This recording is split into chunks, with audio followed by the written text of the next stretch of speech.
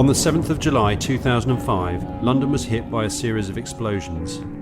You probably think you know what happened that morning, but you don't. This film is an attempt to refute the central conspiracy theory regarding the event, a conspiracy theory presented to us by the police, the government, and the media, because that is all the official story is, a conspiracy theory. In case you don't know it, here it is.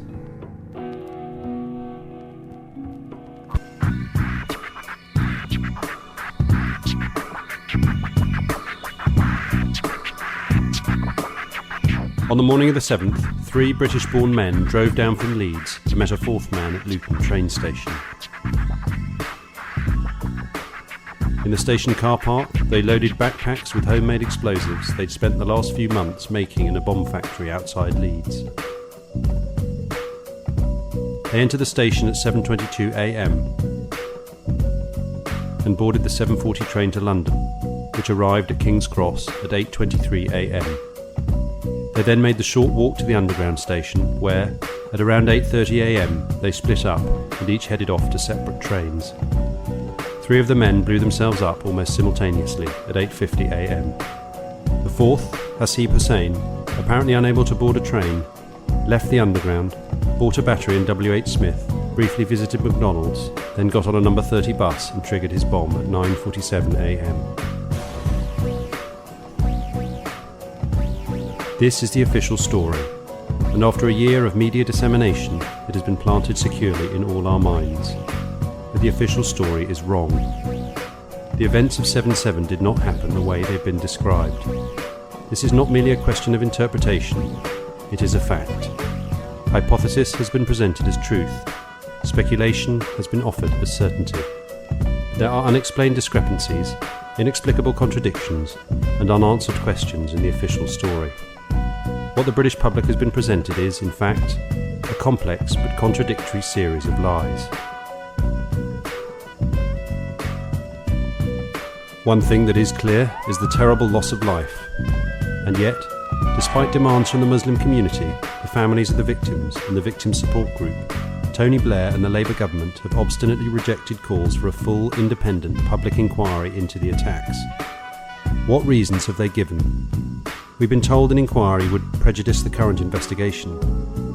We've been told an inquiry would prevent the police and government from focusing on future attacks.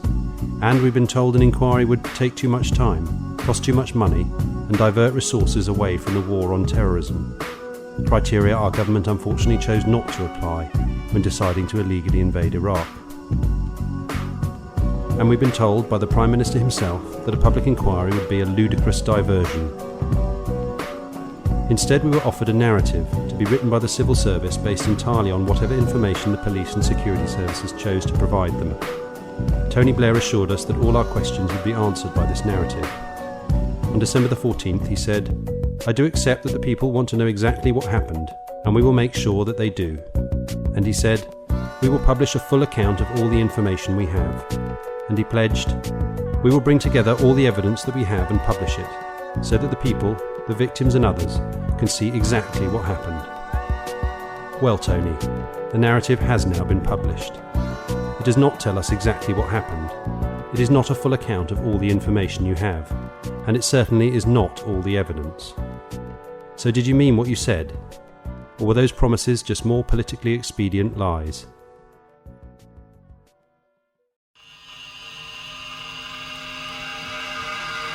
Let's take a look at the official narrative released by the Home Office on May the 11th, 2006. One thing that's immediately clear is that the author has not seen the raw source material for much of the evidence he cites. What we're being offered is at best second-hand information, at worst deceptive hearsay. Although the mainstream media have strangely refused to properly analyse the contents of the narrative, most of the issues raised by this document have been covered efficiently by the alternative media, so we will not go into detail about the items of interest that the narrative glosses over, or conveniently does not mention at all. Like the fact that identifying documentation for Mohammed Sadiq Khan was, for some reason, found at 3 out of the 4 bomb sites, or the issue of what explosives were used, something that, incredibly, is described in the narrative as still under expert examination more than a year after the attacks, or the fake Al-Qaeda confession released on the internet a few hours after the attacks through a server in Texas. Or the training exercises taking place in London that day, based on a scenario of bombs going off at the exact same times at the exact same stations as the attacks occurred. So we had to suddenly switch an exercise from fictional to real. Or the huge amount of money made in speculating the rise and fall of sterling, the result of either foreknowledge of the event or extraordinary luck.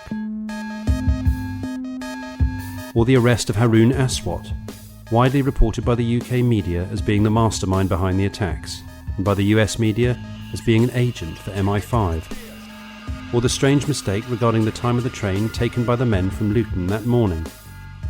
The police, the press and the government narrative all reported that the men took the 7:40 departure, but as discovered by bloggers and the alternative media, the 7:40 was cancelled that day. Instead, we will focus on the list of key evidence specifically cited in the narrative. DNA identified the 4 at separate bomb sites, and damage to bodies suggests they were close to bombs. 3 of the men have been forensically linked to the bomb factory in Leeds. The car in which they travelled contained explosive devices. The 4 were identified on CCTV at various points on their journey. Witness accounts suggest 2 of the men were fiddling in their rucksacks. There is no evidence of remote detonation at the bomb sites. There is a video statement by Khan. Khan also left a last will and testament indicating his desire to martyr himself. Let's go through these in reverse. Like most of the evidence reported to condemn these 4 men, Khan's will and testament has never been shown to the public and has therefore never been scrutinised or confirmed to be real. Khan's video confession makes no actual reference to him blowing himself up. It's said by people who knew him to show him several years ago and has never been shown in its entirety. Since the narrative's release, we've also seen a video by Shahzad Tanweer. Again, Tanweer makes no reference to his suicide, and we have never seen the whole film. Even if these videos are genuine, they are not evidence that the men were responsible for the London bombings. If there is no evidence of remote detonation at the bomb sites, why did the New York police, based on what the British police had told them, report at a conference the bombs were set off using mobile phones, the same remote timing devices used in the Madrid bombings in 2004? The eyewitness accounts of the bombers fiddling with their rucksacks are extremely dubious. The first, reported widely across the international press soon after the attack, came from a Mr. Richard Jones, who claims to have seen a man fiddling with his bag on the bottom floor of the number 30 bus. He described the man he saw as clean-shaven and wearing light brown trousers and a light brown top, so obviously he wasn't talking about Hussein. The second was Danny Biddle, badly injured in the Edgware Road bomb. 6 months after the attacks, he told a newspaper that he had actually seen Khan before he blew himself up. We are not suggesting that Biddle lied, but we are suggesting that someone who is paid to tell their story 6 months after the event is not a reliable enough witness to be a central piece of evidence in the official government report concerning the attacks. As for the CCTV recordings, where are they? No CCTV footage has been released to the public. All we have seen are 3 still images. One shows Hussein alone entering the ticket hall at Luton Station, inexplicably cropped so it does not show the other 3 men who should all be around him. The second shows Hussein, again alone, outside Boots in King's Cross Station, apparently at 9 a.m, 10 minutes after he was supposed to be dead, and at a time when King's Cross Station was being evacuated. And the third shows 4 figures entering Luton Station, 3 of whom have blurred faces, so only Hussein is actually identifiable. There are no images of the 4 men together in London. In fact, there are no images of any of the train bombers in London that day at all. As the police themselves emphasised, the men should have been filmed by CCTV cameras along the whole route, capturing literally thousands of images of their journey. Or perhaps, like the cameras on the number 30 bus, all those cameras just weren't working that day. The car in which they travelled to Luton is said to have contained explosive devices, but it's never been explained why the men would have left them there when embarking on a suicide mission. The devices were reportedly destroyed in controlled explosions. These photos appeared on ABC News in America, but for some reason they were never officially released in the UK. And then there is the forensic and DNA evidence apparently identifying the 4 men at the bomb sites, which again has never been presented to the public for proper scrutiny.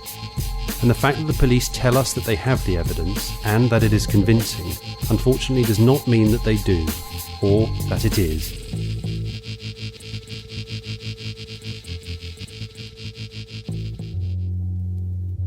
The past record of the British police in catching and honestly convicting the real perpetrators of bombings in the UK is appalling.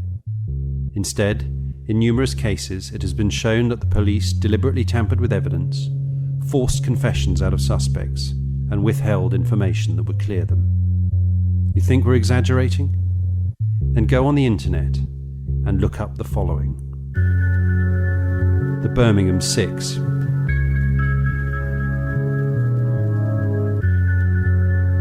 The Guildford 4.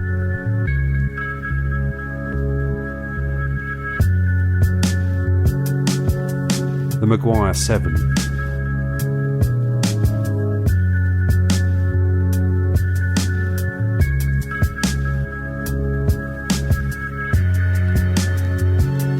Judith Ward.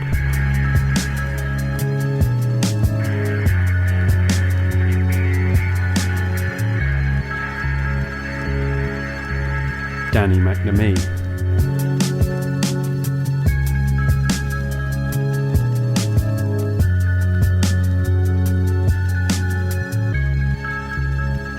More recently, we have seen the police in action with the death of Jean de Menezes in Stockwell Station. Having killed an innocent man for no reason other than they thought he was someone else, who they also should not have killed, they responded to the outcry with a string of lies and deception. And despite all the investigations, no police officer was charged or punished in any way for the murder. And even more recently, we've seen another innocent man shot. This time as he came down the stairs in his pyjamas after his house had been raided by 250 policemen looking for chemical weapons that turned out not to be there, despite there being what the police later described as compelling evidence. So if you genuinely believed it was unlikely or even impossible that the police would ever fabricate evidence in order to give the appearance of having solved a crime, it is time to reassess your belief. They have, they do, and they will again. If we learn one thing from these incidents, it is this: the police view themselves as above the law. And if we learn another thing, it is that they are.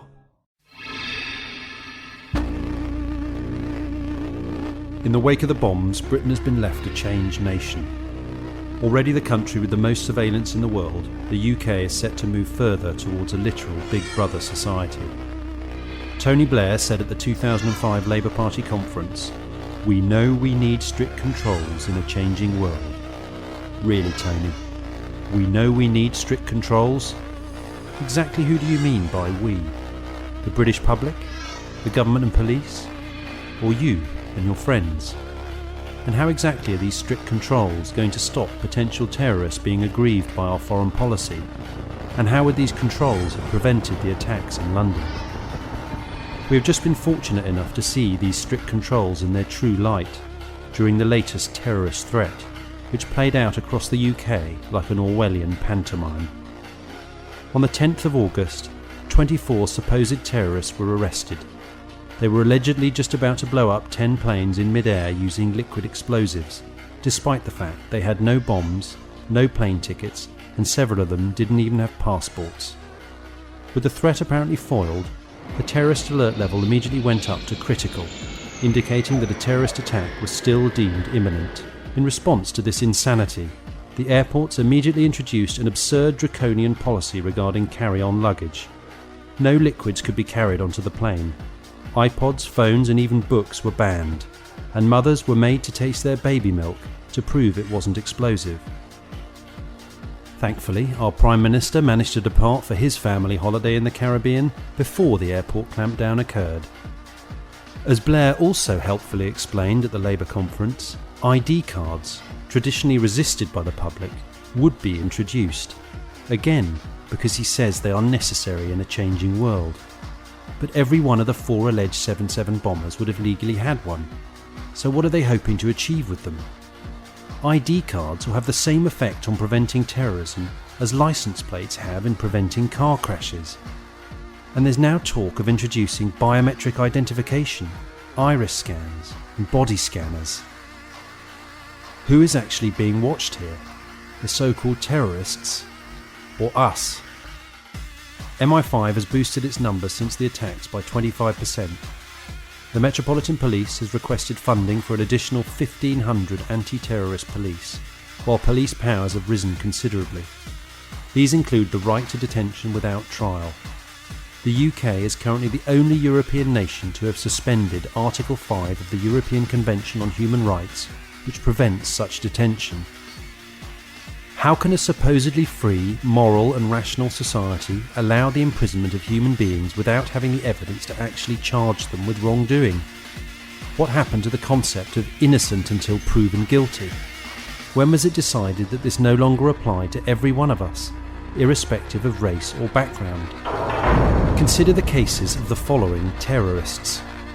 Walter Wolfgang, the 82-year-old pensioner removed from the Labour Party conference in September 2005 for heckling Jack Straw, and then, after he tried to gain re-entry, detained under the Terrorism Act. 80-year-old John Catt, stopped by police for wearing a t-shirt suggesting that Bush and Blair be tried for war crimes, searched under the Terrorism Act. Sally Cameron, arrested and held for 4 hours for walking on a cycle path in Dundee, under the Terrorism Act. Isabel Ellis Cockcroft, stopped and searched under the Terrorism Act, despite being 11 years old. Ian Blair said in a GMTV interview in February 2005, "I don't think people should distinguish crime and terrorism too easily." Think about those words coming from the Chief of Police. I don't think people should distinguish crime and terrorism too easily.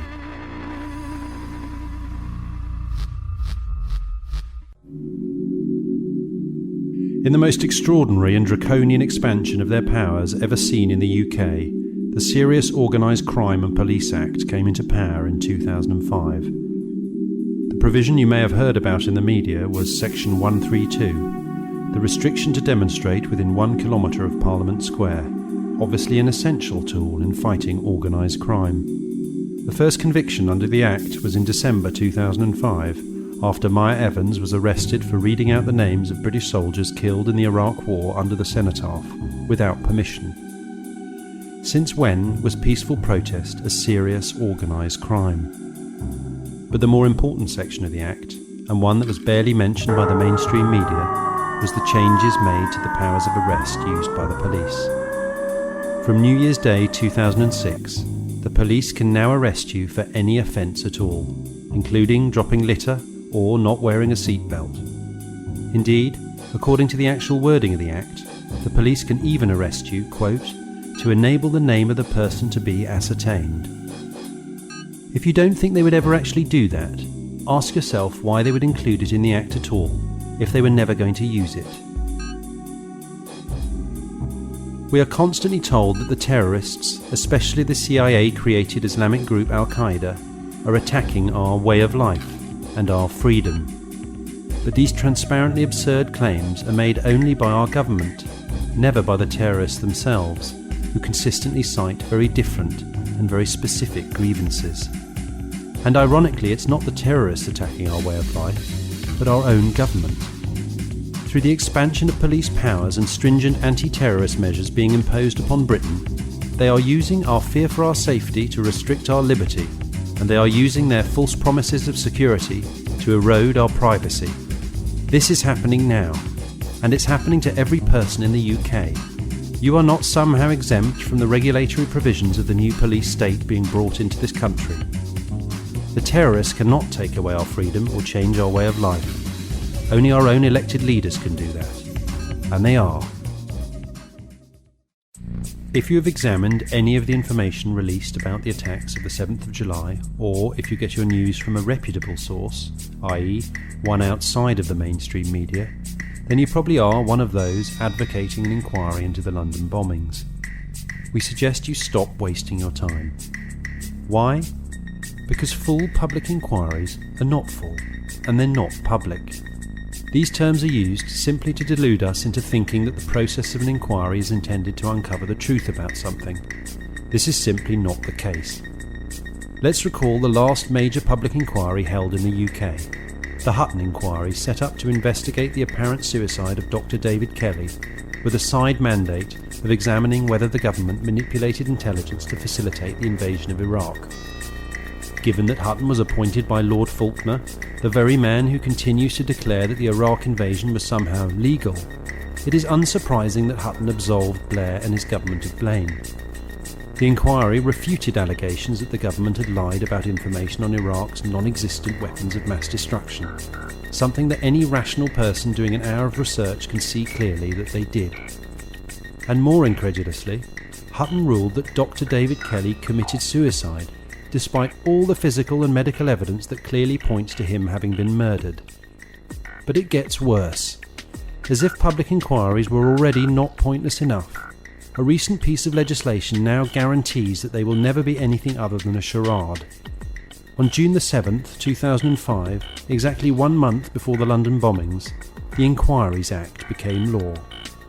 Under this new act, any inquiry will be controlled by the relevant government minister, who is empowered to block public scrutiny of state actions. This inexplicable change to the way inquiries are run was openly criticised by the Law Society of England and Amnesty International, who stated that the new act means that any inquiry will be controlled by the executive. Obviously the one thing you don't want from a supposedly unbiased investigation. The Canadian judge Peter Corey stated, "It seems to me that the proposed new act would make a meaningful inquiry impossible. The commissions would be working in an impossible situation. The minister, the actions of whose ministry was to be reviewed by the public inquiry, would have the authority to thwart the efforts of the inquiry at every step. It really creates an intolerable Alice in Wonderland situation." While the chairman of the US Joint Committee on Human Rights, Congressman Chris Smith, declared that the bill pending before the British Parliament should be named the Public Inquiries Cover-Up Bill. So if this new act makes inquiries so pointless and so easy to control, the question is why Blair, Clark and the rest of them have seemingly done their best to prevent one happening. We suggest that there will be an inquiry. It will be obstructed from the beginning, and it will be controlled by the very people it should be investigating. Be assured it will not be anything approaching a proper investigation. At no point will the inquiry even consider the possibility that the 4 men labelled as suicide bombers could possibly be innocent, or question the lack of evidence against them. It will pass on verbatim the same meaningless, unverifiable assertions made by the police and by the media's anonymous security sources. But it will avoid completely the major contradictions and problems in the official story. They hope at the end of it the public will be satisfied, and the public probably will be. So given that there's never going to be a real investigation determined to actually find rather than hide the truth, what can we do ourselves to uncover the facts? First, demand that the police release the evidence they say they've got. How? File a Freedom of Information request for the CCTV footage that they claim to have but have never released, and for the vast archive of CCTV images that they've never mentioned but must exist if the men took the journey we've been told they did. There is absolutely no reason for us not to see this CCTV footage, other than it not actually existing. Secondly, write to whatever mainstream media you read or watch and ask them why they have not addressed the verifiable mistruths that they have themselves put out about the attacks. Why they have not questioned the obvious discrepancies in the narrative or the contradictions in the police's presentations of the facts.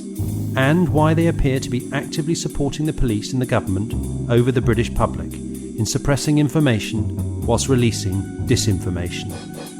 And thirdly, write to your Member of Parliament. Ask him if he has read the official narrative and what his views are on the obvious contradictions it contains. Then ask him, as your elected representative, to demand answers from Parliament concerning this attack on the British people. If the official story is right, if the narrative describes the events the way they actually happened, then there is no justification for the police refusing your requests.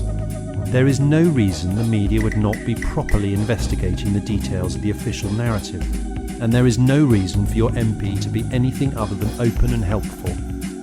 But at best their response to you will be polite disinterest. That's if you get a response. And the information requested, the evidence crucial for any of us to make an informed judgment about what happened that day, will not be forthcoming. Don't believe us? Try it. Ask yourself this. If 7/7 happened the way they say it did, why would there be any discrepancies? Why would there be any uncertainty about the movements of these men? Why would there be any contradictions, confusions or inconsistencies in the official story? There wouldn't be. On the contrary, there would be copious amounts of CCTV footage of the four men on every step of their journey. There would be numerous eyewitnesses among the victims. There would be no confusion about which train from Luton the men got on, the nature of the explosives, or the times of the explosions. If the official story describes what actually occurred, there would be nothing to doubt. If London could survive the Blitz, it can survive four miserable bombers like this. Not saying there are four bombers, not saying there are four bombers, not saying there are four bombers, four miserable events like this. A rational person reviewing the evidence presented can come to only one conclusion. We are being deceived. The nature of the deception may be uncertain, but its existence is undeniable. If changes are going to be made to our way of life on the basis of what occurred on the 7th of July 2005, and they have been, then we, the British public, are entitled to the full weight of evidence concerning these attacks. The media has an unwritten mandate to present the truth in an unbiased manner, which they have blatantly ignored.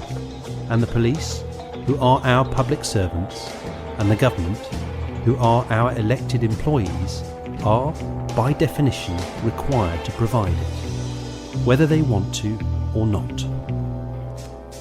This is an issue that encompasses the very nature of democracy, the basis of government, and the role of the police and the media in our society today.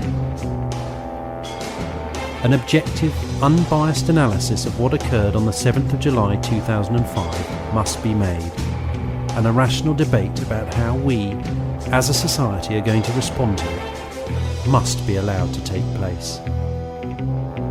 We owe it to all 56 people who died that day. We owe it to their families, and we owe it to ourselves.